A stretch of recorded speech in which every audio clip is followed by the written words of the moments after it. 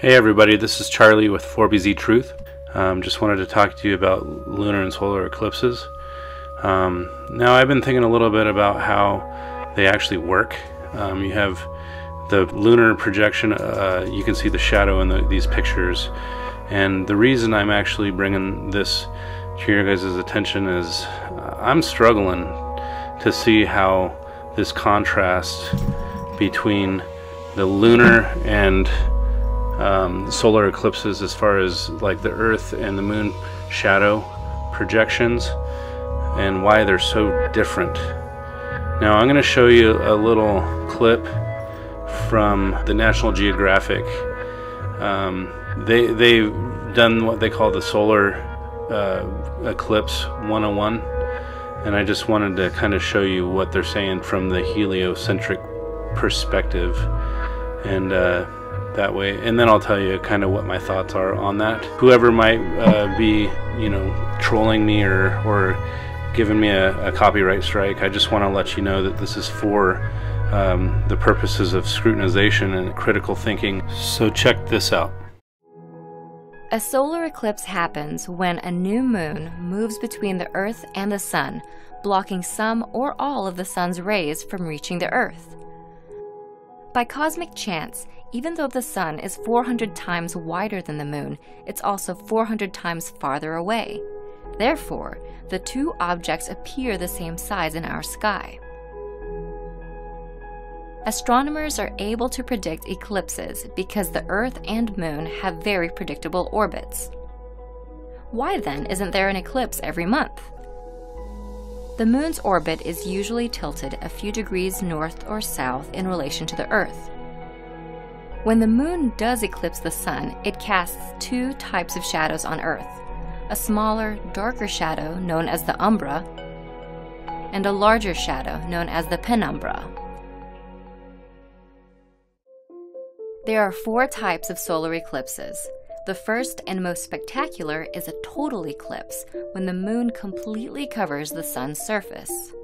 A total eclipse can only be seen if you're standing within the umbral shadow.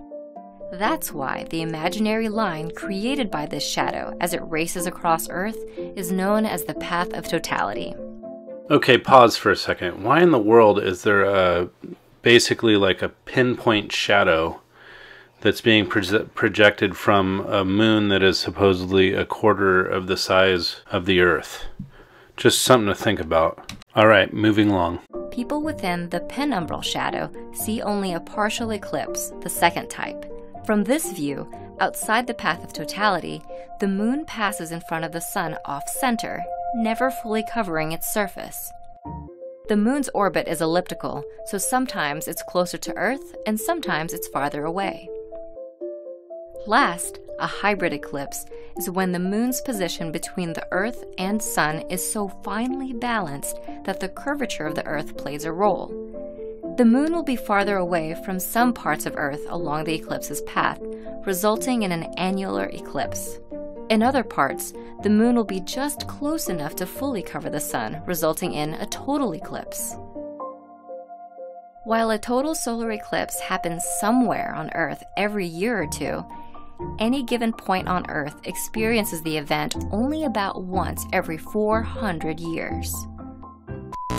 Okay, I just have to say, I love the phenomenon of a solar eclipse, but I had to point out a few things that I thought were unavoidable. So I'm going to kind of explain a few things real quick. Okay, so I picked a couple pictures to kind of show the relative size of the Moon and the Earth on the horizon. So now the Moon is zoomed in a little bit on the horizon there, but I'm just trying to point out that that is a problem to me, considering the Earth should be significantly larger. And then the other thing is the way that the shadow converges into a point just is inconsistent with reality. I just think that the Moon is much smaller than the Earth, so that's why you only see a small shadow on the Earth. Now, I'm not trying to advocate for a flat Earth perspective, but that evidence points to, well, it points in favor to the flat Earth perspective in regards to a solar eclipse. But getting into the lunar eclipse, it's a little different as far as in favor of flat Earth. It can be difficult to explain, but we'll do a little breakdown on the lunar eclipses as well.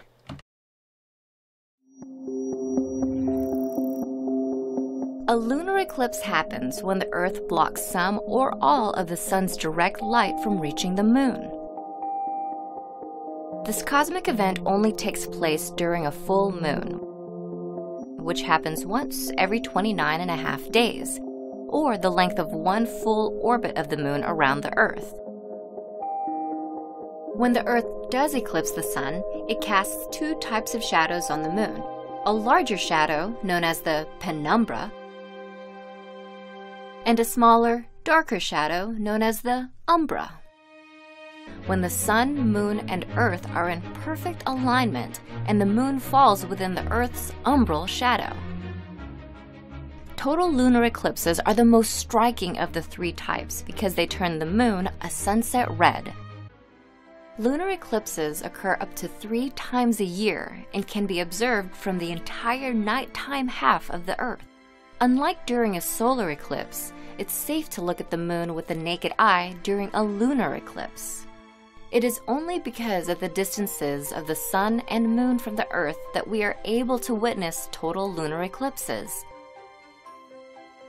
As the moon inches away from the Earth each year, one day, billions of years from now, the moon will be too far away to fall completely within Earth's umbral shadow. Until then, we can occasionally enjoy seeing our own planet's shadow cast upon the largest object in the night sky. Okay, so here's the crux of the reason I made this video.